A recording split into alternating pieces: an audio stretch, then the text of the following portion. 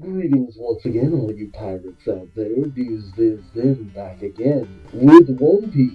Now, previously, we actually got to see how many of those who infiltrated Merijois managed to escape, with both the servants of the royal family and members of CP0 on the lookout for Vivi and Sabo, respectively. We saw when Wapol contacted Morgan, with Wapol and Vivi stowing away on the Aegis Kingdom ship, Bonnie stowed away on the Tanjin Kingdom ship, and of course Sabo and Lelucia. And after Sabo informed Dragon and Ivankov about the destruction of Lelucia, he explained that the people he brought with them were those radicalized thanks to Battle Betty, simply lucky that they chose to try to join the Revolutionary Army, though their friends and family now gone, their home gone. Hearing the story from Saba, Ivanko believes that this figure, Im, might be Naroma Imu, one of the first 20 who started the world government. Basically, Ivankov took the place of a One Piece YouTuber, believing that some form of immortality might have been bestowed upon Emu, which leads me to believe that maybe that's not the case. Could it be misdirection or just confirmation of what people have thought all this time? Ivankov even has the belief that the weapon that destroyed Lelucia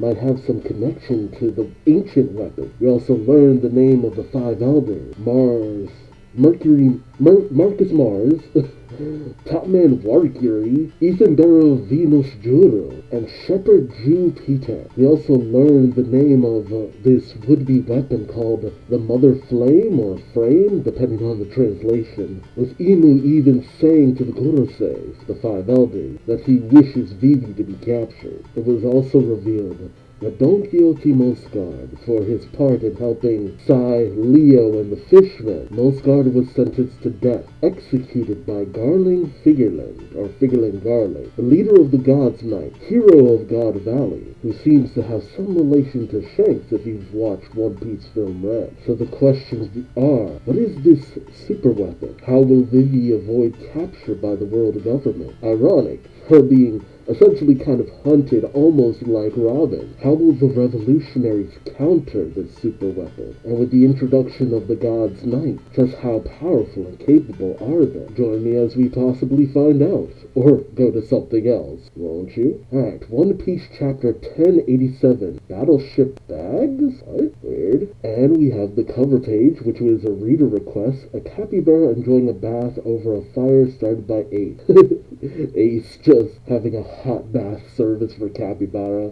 And is he lighting a stogie for the capybara? Jeez. It's so wild to actually see Ace. Oddly enough, despite the fact that Oda doesn't draw him that often, man, nothing looks different about him. Alright, we pick up on the ship graveyard near Naval Base G1. Oh wow, G1. And this is where Marineford formerly took place. Well, the battle for Marineford and all that good stuff. Oh, we have Brand New talking to Django and Full Body? Huh, interesting. And I guess Django questions Battleship Bags. Brand New explains, yeah, instead of punching bags, oh god.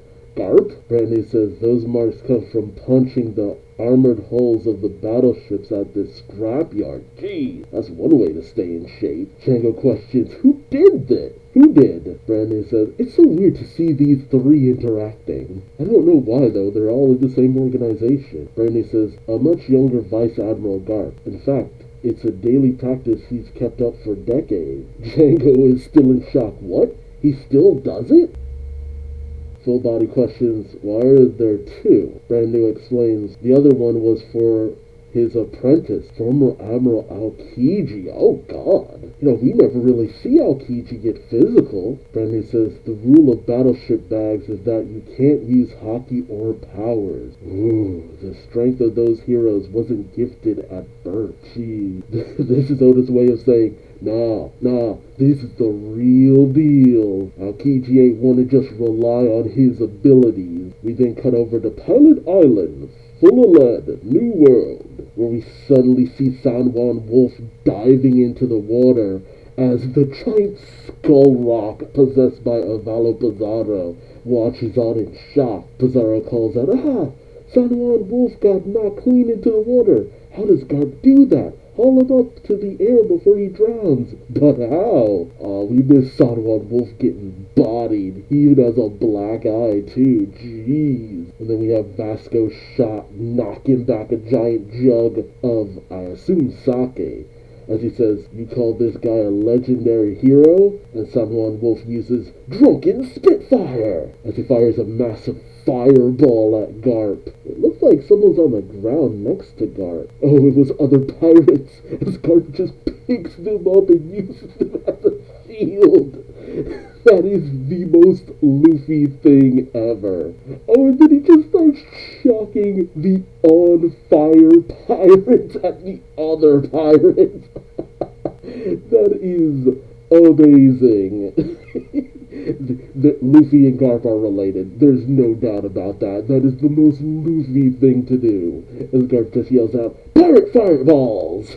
The other pirates go yelling and running and screaming in terror. Pizarro calls out from the mountaintop, or from the skull base rock, whatever. Yo, that's hot, knock it off. What are you thinking, Garp? Are you trying to destroy the entire pirate island? I feel like that'd be no skin off of Garp's nose. The pirates yell back, if Commodore Teach comes back and sees the town all wrecked like this, he's gonna kill the whole lot of us. Man, Teach really, I guess, likes the island that he has, because they're more concerned about the integrity of the island above anything else. The pirates say, how does he stand up against so many without losing a step? This old man's crazy. Yeah, you know it. I wonder how the ship got back into the water. And where's Aokiji in all of this? But we pick up at Garp's ship that's, nearby, just a little bit outside of range of the island. And I think Pizarro notices, because you see the skull rock looking over at Garp's ship. Like, huh? How'd that get over there? But Kijaku radios into Garp from the ship saying, report for Vice Admiral Garp. All the captives and sailors, including the injured, are off the island. Oh, they even got the slaves. Cool stuff. Then we see Tashigi helping Hibari, thaw out, so she's gonna be okay. But we've seen how getting frozen by Aokiji can affect someone. She's gonna be out of commission for about a day or so. Tashigi says, hang in there, Hibari. And I think Garp calls back, take your time thawing out the frozen. Some of the freed slaves say, I hope Captain Kobe's okay. Kojaku radios into Garp. We're ready to set sail as soon as you are. Yeah, they're not getting off easy. They're busted, bruised, and damaged. We see Garp, Grouse, Kobe, Helmeppo just right all up in the fray. Garp calls out to his men, pull back. We're done here. Come on, Kobe, Gruss, Helmeppo. They say, yes, sir. Garp then says, this place lives up to its reputation. There's no end of the pirates swarming out of it. And even Garp is just like, yeah, no, we gotta get out of here. These many numbers? Nah, we done. But then Aokiji comes walking out of the smoke, also beaten to hell, like, man, they ain't playing around. Aokiji says, I'm afraid I can't let you leave yet, Garp. As Garp, Gruss, Helmeppo, and Kobe stand back to back, ready to fight. Helmeppo whines, oh man, I should have left earlier. I don't want to die. Gruss says, when you mentioned the future of the Navy, does that include me? Gruss, not the time, buddy. Garp ignores this and calls out to Kuzan, you want to keep going, Kuzan? Well, Kobe says, watch out for Blackbeard's officers. Garp then calls out, listen up, boys. When I say the word, run for the shore. Just make it out alive. Go. And they'll say, yes, sir. Oh, what the hell? Oh, snap. Oh, okay. We then see a moment where the pirate seems to have taken a woman hostage who yells out, Eek, someone help me. And the pirate laughs, yeah. Kobe, as he's running away, sees that and says, oh no, we didn't free all the captives. He turns back saying, hang on, I'll save you. And he thinks to himself, thank goodness we didn't leave yet. Ah, Kobe, you're so naive. And Gruss says, it's a trap, you fool! As the woman then says, tee-hee, and she pulls out a knife. Kobe's shocked and taken off guard. But Garp, probably using his observation hockey, sees what's about to happen, goes flying in, pushes Kobe out the way as an invisible Shiryu stabs Garp right into the stomach. Oh, man. Gee. Kobe, you let your guard down, bud. Garp takes the hit. Kobe looks on in shock going, huh? What? And Garp just raises his fist and brings it down on Shiryu. But even bloody and bruised and being held by a scruff of his neck by Garp, Shiryu just laughs as Garp says, Shiryu, small-time impel down thug. Kobe's on the ground still in shock. An invisible man? As the pirates yell out, yeah, it's Shiryu! He ran Iron Garp through with his sword. The old man's weakened now. Oh boy. Oh, he's still a match for you bastards. Helmeppo and Gruss call out for Garp, but Garp says it's nothing. Go to the ship. Kobe's freaking out saying, this is all my fault. He stepped in to save me. But Garp says, don't flatter yourself, Kobe. He was after me the entire time. Oh, then all the pirates just come rushing in saying, Garp's weakened. Even we might be able to take him out now. Let's go. There's an entire fortune sitting right before our eyes. Take him down. Oh, and we see Garp's bounty. Monkey D. Garp, 3 crowns. The pirates say Garp's got a 3-crown bounty. Same as an admiral, of course. That's worth about 3 billion berries. Jesus. How much money did Crocodile amass? That's kind of ironic, though. Garp has the same bounty as Luffy, essentially. Aokiji goes rushing in saying, out of the way, you scrubs. You could have both arms and legs trussed up, and you still couldn't kill Garp. He then goes in to use Ice Glove. And Garp has a flashback. He remembers the days that he was young and he trained Aokiji. The young Garp says, an apprentice? Don't tread on my freedom. Learn from the Navy instructors. Young Aokiji says, I'm done with that. I'm ready for the next level. Take me on as an apprentice. And Garp shouts, shut up, buzz off. But then we cut to them using the battleship bags. Just punching the battleships over and over. Ah, man. And you see them later just completely dented far in. Jeez. And as they're doing the training, Garp calls over, you better not use hockey. I won't help you learn. It won't help you learn. I love that. It shows that, hockey's great and all, but no. You toughen up your fists first, then you use the hockey later down the line. And Aokiji, who's not even able to put so much as a dent in the ship at first, says, I can't even use that stuff yet. Ow. It's interesting because Aokiji looks around the same age as Luffy too, and you see that over time, whereas Garp's punches make the boom sound, Aokiji over time goes from a slapping sound to a gonk sound like he's getting a little bit tougher, then a thud, then the same doom sound as Garp. But over the time, Garp says, I can't believe my son's a damn revolutionary now, and Aokiji says, what? I wonder at what point that happened, and I guess this is when Luffy was little. At some point, Garp just comes over and grabs Aokiji and says, my grandson says he'll be a pirate. I won't stand for it. And Aokiji says, why is that my problem? And then Garp says, Kuzan, let's have a snack. Kuzan says, I'm too busy. I'm an admiral now. And Garp says, get us some tea. Kuzan's pissed. Aw, we actually got to see that they had a really good relationship. And then present day, Kuzan says, you raised a formidable foe. Formidable foe.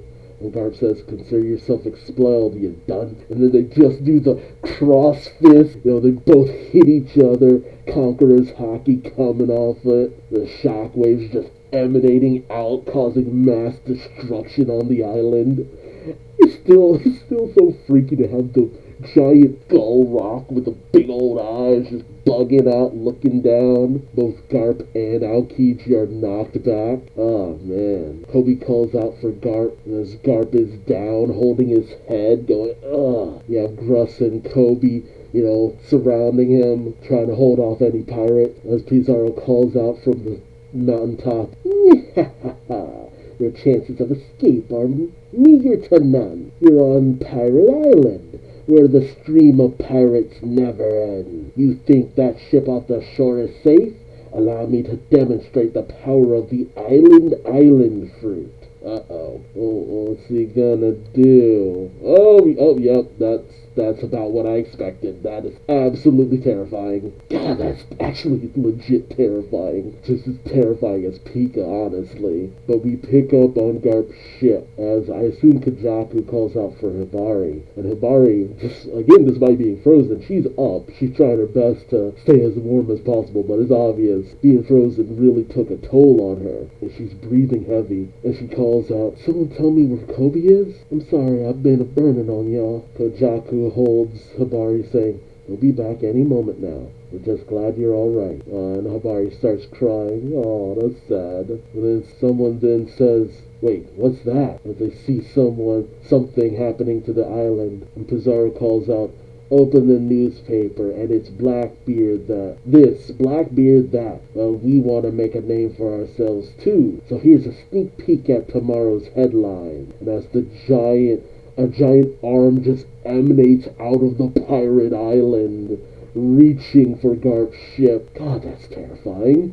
That's a special kind of terrifying. Pizarro says, "The great Vice Admiral Garp leads a team of promising elite troops in an attempted rescue of the naval hero Captain Kobe. But the dreaded powers of Avalo Pizarro, fourth ship captain of the Blackbeard Pirates, brings them to a tragic end at Pirate Island." That's a hell of a headline. And Kobe calls out, "No, you can't stop. There are civilians on board that ship." And Garp, still on the floor, says, "Kobe, don't panic. Justice will prevail." I don't know, I get a sneaking suspicion. Either Garp's gonna die here, or he's gonna be out of commission for a good long while, or he has something up his sleeve. I will admit, if there was ever a time for friggin' Bogart to show up and show off, now's the time. 'Cause, let's be real, this exact situation, like, just to show the levels of how the situation, this is a perfect time for Bogart to come in and just start slicing this whatever down. Because Garp and Aokiji having a bit of a stalemate, that's pretty cool. I still think that Aokiji is putting on a show. Well, he's putting on a damn good one. But this really would be a good time for Bogart to just come in and show off. Because, I mean, it's weird that we haven't seen him in a hot minute. And I'm still having a hard time believing that Aokiji is actually betraying Garp. Because despite everything, I mean, because Aokiji's reasoning for leaving doesn't add up for what he's doing here. Yeah, I'm just not sure how this is all gonna go down. It's fascinating, and I wouldn't be surprised if we cut over to something else, because I wouldn't expect it to cut back to this. But then again, we saw the conclusion of Kid versus Shang, the conclusion of Law versus Blackbeard, so we gotta have some resolution here as well. It's just so wild that we've taken such a detour away from Egghead. I mean, we've essentially had enough content for a volume that has no Luffy whatsoever. I'm not sure if that's how it's going to work out, but I feel like the manga's just going to have a whole volume with no Luffy in it. Then again, I think a lot of the Odin flashback stuff kind of did that too, but it was arranged in such a way that you had Luffy at the... No, even then, I don't know if you actually had Luffy. I'd have to go back and double check. Now, I don't think the flashback black lasted that long. But hey, let me know your thoughts in the comment section below. Do you believe that this is the end for Garp? And if it's not, who will be coming to the rescue? I mean, I can't imagine that Garp, even as he is, would undergo an operation like this with no idea of having some form of backup. I mean, there's got to be a lot more to Sword than just these people. I mean, it's an elite group, like Pizarro said, but it's like, they're still too young to be the whole of Sword. Oh, maybe X-Drake shows up. Maybe X-Drake and Bogart. That could be something. Again, let me know your thoughts in the comment section below. Like, comment, subscribe if you enjoyed the ride. And until next time, I've been Duuz-Diz-Din. Thanks for watching, and I hope to see you later. Take care. Bye-bye.